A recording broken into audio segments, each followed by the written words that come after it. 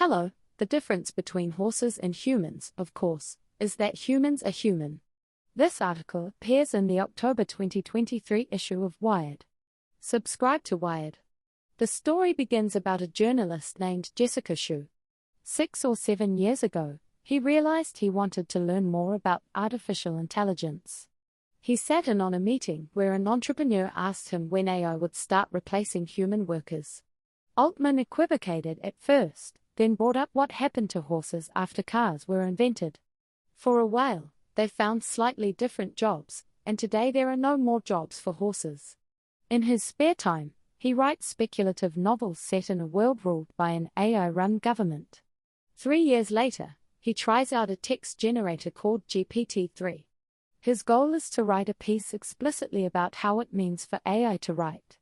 Thanks for watching. If you enjoy short news like this, please consider subscribing to my channel. Until next time.